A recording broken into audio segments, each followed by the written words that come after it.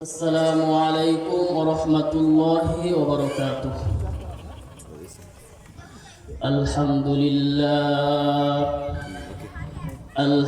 لله الذي جعل الشمس والقمر بحسبان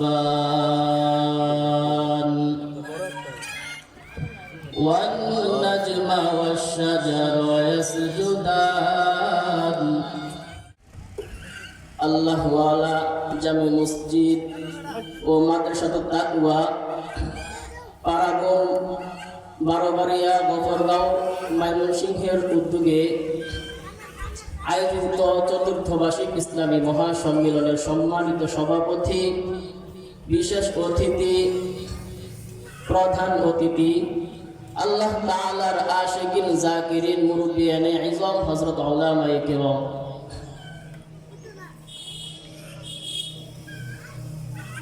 পর্দার আড়ালে উপস্থিত আমার সম্মানিত শ্রদ্ধেয়া মা ও বোনেরা, সকলকে জানাই আমার পক্ষ থেকে আন্তরিক শুভেচ্ছা ও অভিনন্দন।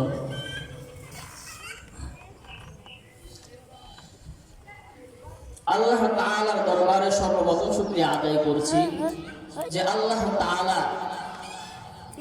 এই দুনিয়ার মধ্যে অসংখ্য অগণিত জায়গার মধ্যে যে যুবকেরা, যে মানুষগুলো ইসলামিক ওয়াজ বাদ দিয়ে যারা গান, বিভিন্ন পাপাচারে লিপ্ত হতো, বিভিন্ন নাটক গানের আয়োজন করত, উৎসবের আয়োজন করত, তারা আজকে এগুলা বাদ দিয়ে ওয়াজ মাহফিলের আয়োজন করে।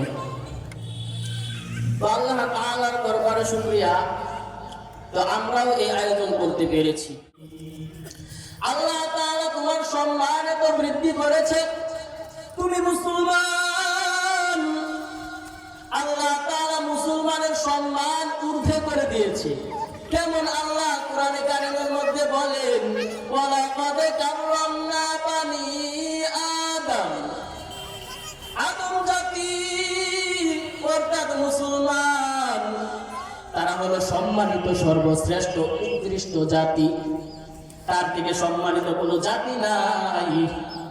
আল্লাহ শুধু এই কোরআনে কারিমে এতটুকুর মধ্যে বলেন নাই, কুনতুম খায়রা উম্মাতিন উখরিজাত লিন-নাস, তোমরা হলে সম্মানিত জাতি, তোমাদেরকে মানুষের কল্যাণের জন্য বের করা হয়েছে। তা'মুরুনা বিল মা'রুফ, তোমরা সৎ কাজের আদেশ করবে, ওয়া তানহাউনা আনিল মুনকার, এবং অসৎ কাজের নির্দেশ করবে। হায় হায় হায়, কোথায় আমাদের মধ্যে আদর্শ? কোথায়? অথচ তোমাকে আল্লাহ তাআলা এত সম্মান দান করেছেন, পৃথিবীর মধ্যে কোনো মানুষকে আল্লাহ তাআলা, কোনো জীবজন্তুকে এত সম্মান আল্লাহ তাআলা দেন নাই। তোমাকে আল্লাহ তাআলা এত সম্মান দিয়েছেন। আজকে তোমার মধ্যে আদর্শ তো নাই, তোমার সম্মানের কাজ কোথায়?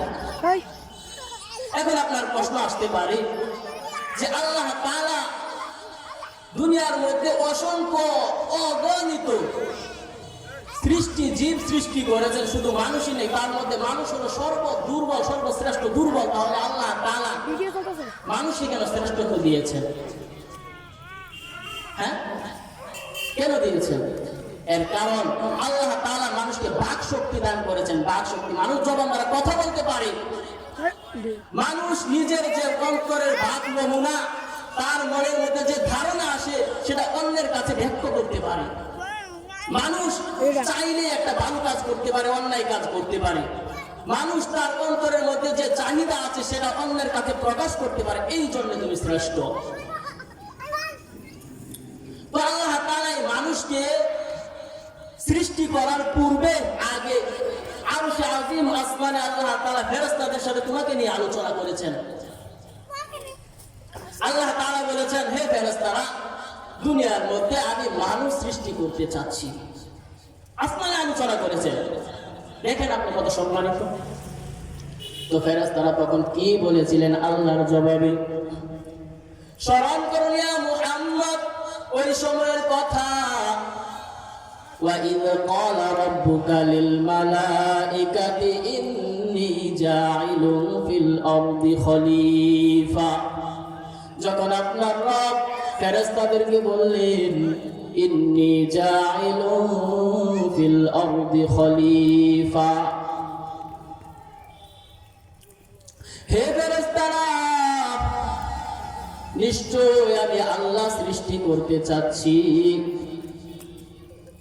দুনিয়ার মধ্যে, পৃথিবীর মধ্যে প্রতিনিধি, খলিফা। যারা দুনিয়ার মধ্যে যাবে, গিয়ে আমার প্রতিনিধিত্ব করবে, আমার বিধি বিধান সমূহকে বাস্তবায়িত করবে।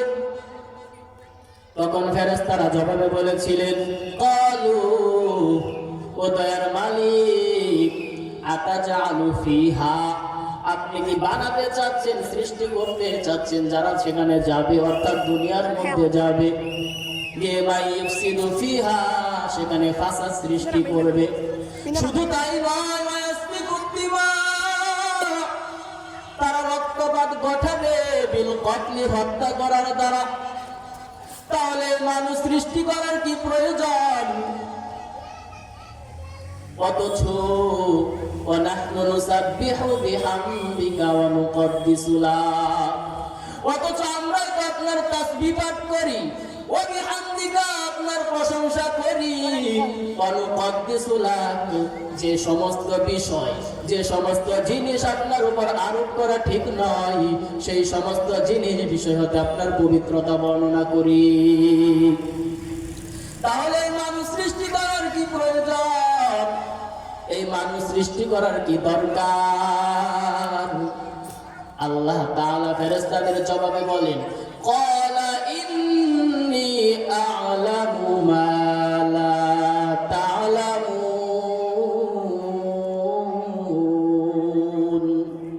হে ফেরেশতারা, নিশ্চয় আমি আল্লাহ যা জানি তোমরা তা জানো না। অর্থাৎ এই মানুষ সৃষ্টি করার পিছনে কি কারণ নিহিত, কি উদ্দেশ্য নিহিত, সেটা আমি আল্লাহ জানি, যেটা তোমরা জানো না। অর্থাৎ এই মানুষ সৃষ্টির মধ্যে, মানুষ দুনিয়াতে যাবে, তাদের মধ্যে বাধ্য অবাধ্য উভয় ধরনের ব্যক্তি থাকবে, এবং তাদের মাঝে আমার ন্যায়ের প্রকাশ ঘটবে। এখন আপনার প্রশ্ন আসতে পারে যে আল্লাহ তাআলা তো গায়বের মালিক, তিনি একমাত্র গায়ব জানেন, গায়ব তো আর কেউ জানে না। গায়বের মালিক একমাত্র আল্লাহ, তাহলে ফেরেশতারা কিভাবে গায়ব জানলো, কিভাবে ইশকাল করতে পারলো? কারণ গায়বের মালিক একমাত্র আল্লাহ, ফেরেশতারা তো গায়ব জানে না। পৃথিবীর কোন সৃষ্টি মাখলুক গায়বের মালিক নয়, ফেরেশতারা গায়বের মালিক নয়, তাহলে তারা এই কথা কিভাবে বলতে পারলো? তারা তো গায়বের মালিক না। এর জবাব হলো, কামা ফাআলা বানুল জান্নি, যেরকম জিন জাতিরা করেছিল। বর্ণিত আছে, কানু ফিহা, মানুষ সৃষ্টির পূর্বে আগে আল্লাহ তাআলা দুনিয়ার জমিনে জিন জাতিকে পাঠিয়েছিলেন। জিন জাতিরা বসবাস করত। জিন জাতিরা দুনিয়ার মধ্যে আসার পর ফালাম্মা আফসাদু ফিহা, তারা এসে গানে ফাসাদ সৃষ্টি করলে, রক্তপাত ঘটালে, আল্লাহ তাআলা তাদের বিরুদ্ধে আরসালাল্লাহু আলাইহিমুল মালাইকাতি, একদল ফেরেশতা প্রেরণ করেন। তারা এসে তাদেরকে লাঠি পিটা করে বড় বড় দ্বীপপুঞ্জ, বড় বড় পাহাড় পর্বতের দিকে বিতাড়িত করে। তো ফেরেশতারা এর উপর কিয়াস করে বলেছেন যে মানুষ দুনিয়ার মধ্যে যাবে, ফাসাদ সৃষ্টি করবে, রক্তপাত ঘটাবে, তাহলে মানুষ সৃষ্টি করার কি দরকার? কি বলেন আপনারা? মানুষকে এসে সবাই আমল করে, আল্লাহ আল্লাহ সবাই। এই আপনাদের মধ্যে হারাম খায় এরকম লোক নাই? আপনাদের মধ্যে সুদের মধ্যে লিপ্ত আছে এরকম লোক নাই? আপনাদের মধ্যে পাপাচারের মধ্যে, দুনিয়ার মধ্যে লিপ্ত আছে এরকম লোক নাই? তাহলে ফেরেশতারা ভুল কোথায় বলেছে? এই মানুষই তো সব। তো আল্লাহ তাআলা এই মানুষকে শ্রেষ্ঠ দিয়েছেন। তো আল্লাহ তাআলা এই মানুষ যখন আদম আলাইহিস সালামকে সৃষ্টি করা সম্পূর্ণ হয়ে গেল, আল্লাহ তাআলা এই ফেরেশতাদের কথার জবাব দিয়ে, তো ফেরেশতারা বলেছেন, তো ফেরেশতারা আলোচনা করতে লাগলেন পারস্পরিক, আল্লাহ তাআলা এই মানুষ সৃষ্টি করবে ঠিক, কিন্তু এই মানুষকে আমাদের থেকে শ্রেষ্ঠত্ব দিবেন না। কারণ আমরা ফেরেশতা, আমরা সর্বদা আল্লাহ তাআলার কৃতজ্ঞতা নিয়ে ব্যস্ত থাকি, সর্বদা আল্লাহ তাআলার কৃতজ্ঞতা প্রকাশ করি, আল্লাহ তাআলার জিকির নিয়ে ব্যস্ত থাকি। আমরা কোনো চাইলেও কোনো গুনাহের কাজের মধ্যে লিপ্ত হতে পারি না, চাইলেও কোনো অন্যায় কাজের মধ্যে লিপ্ত হতে পারি না। আর এই মানুষ তো দুনিয়ার মধ্যে যাবে, সে তো শুধু আমলই করবে না, বিভিন্ন পাপাচারের মধ্যে লিপ্ত হবে, অন্যায় অত্যাচারের মধ্যে লিপ্ত হবে। এছাড়াও আমরা যে সমস্ত জিনিস অবলোকন করেছি, জান্নাত জাহান্নাম, মানুষ তা করে নাই। তাহলে আমরাই শ্রেষ্ঠ থাকবো? সাধারণ আমরাই তো শ্রেষ্ঠ থাকবো। অর্থাৎ মনে করেন আল্লাহ তাআলা পৃথিবীর উপরিভাগের মাটি হতে এক মুষ্টি মাটি হাতে নিলেন, মাটি হাতে নিয়ে বিভিন্ন প্রকার পানির সাহায্যে সেটাকে খামির তৈরি করা হলো। খামির তৈরি হয়ে গেলে আল্লাহ তাআলা সেটার মধ্যে প্রাণ ফুৎকার দিলেন। প্রাণ ফুৎকার দেওয়ার পর সেটা নিষ্প্রাণ অবস্থা হতে সাথে সাথে এক অনুভূতিশীল প্রাণী রূপে আত্মপ্রকাশ করে। তো আল্লাহ তাআলা মানুষকে আদম আলাইহিস সালামকে সৃষ্টি করার পর ওয়া আল্লামা আদামাল আসমাআ কুল্লাহা, প্রত্যেক নাম সমূহ শিক্ষা দিলেন, উপায় উপকরণের নাম শিক্ষা দিলেন। অর্থাৎ বড় পাত্র, ছোট পেয়ালা, বাতকর্মের যত জিনিস আছে আল্লাহ তাআলা শিক্ষা দিলেন। শিক্ষা দেওয়ার পর সুম্মা আরাদাহুম আলাল মালাইকা, আল্লাহ তাআলা এগুলোকে ফেরেশতাদের সামনে পেশ করলেন তাদেরকে নিরুত্তর করার জন্য। কি কথার নিরুত্তর? যে তারা যে বলেছে আল্লাহ তাআলা মানুষকে আমাদের থেকে শ্রেষ্ঠত্ব দিবেন না, এই কথার নিরুত্তর করার জন্য আল্লাহ তাআলা ফেরেশতাদের সামনে এগুলো পেশ করলেন। আল্লাহ তাআলা বললেন, হে ফেরেশতারা, ফাকালা আনবিউনি বিআসমাইহা উলাই ইন কুনতুম সাদিকিন। হে ফেরেশতারা, তোমরা যদি তোমাদের কথায় সত্যবাদী হও, কি কথায় যে তোমরা বলেছো আমি আল্লাহ তাআলা তোমাদের থেকে অপেক্ষা শ্রেষ্ঠত্ব কাউকে দিব না, এই কথায় যদি সত্যবাদী হও তাহলে এই নামগুলো আমাকে এক একটা করে শোনাও। ফেরেশতারা বললেন, ক্বালু সুবহানাকা লা ইলমা লানা ইল্লা মা আল্লামতানা ইন্নাকা আনতাল আলিমুল হাকীম। ও দয়ার মালিক, আপনি পবিত্র, লা ইলমা লানা, আমাদের কোনো জ্ঞান নাই, ইল্লা মা আল্লামতানা, তবে আপনি যে জ্ঞান যে শিক্ষা আমাদেরকে দিয়েছেন এর বাহিরে আমাদের কোনো জ্ঞান নাই। ইন্নাকা আনতাল আলিমুল হাকীম, আপনি হলেন প্রজ্ঞাময় মহাজ্ঞানী, আমাদের কোনো জ্ঞান নাই। তো ফেরেশতারা যখন এই বলে তাদের নিম্নতা মেনে নিলেন, তখন আল্লাহ তাআলা এই আদম আলাইহিস সালামের সম্মান বৃদ্ধি করার জন্য, আদমকে মানুষের সম্মান বাড়ানোর জন্য, উঁচু করার জন্য আল্লাহ তাআলা ফেরেশতাদেরকে বললেন, ওয়া ইয কুলনা লিল মালাইকাতি ইসজুদু লি আদম। হে ফেরেশতারা, উসজুদু, তোমরা সিজদা করো, লি আদম, আদমকে। ফাসাজাদু, সকলেই সিজদা করলেন। এখন আপনার প্রশ্ন আসতে পারে যে আল্লাহ তাআলা সিজদার মালিক, তাহলে ফেরেশতাদেরকে কেন বলেছেন মানুষকে সিজদা করার জন্য? এর জবাব হলো সুজুদা তাহিয়াতুন বিল ইনহিনাই, মাথা ঝুঁকিয়ে সম্মানের সিজদা, সিজদার মধ্যে লুটে নয়। আর আমার দেশে আশিকে রাসূল নিজেদেরকে দাবি করে, আল্লাহ তাআলার প্রিয় মাহবুব বান্দা দাবি করে, গিয়ে কবরের মধ্যে গিয়ে সিজদা করে।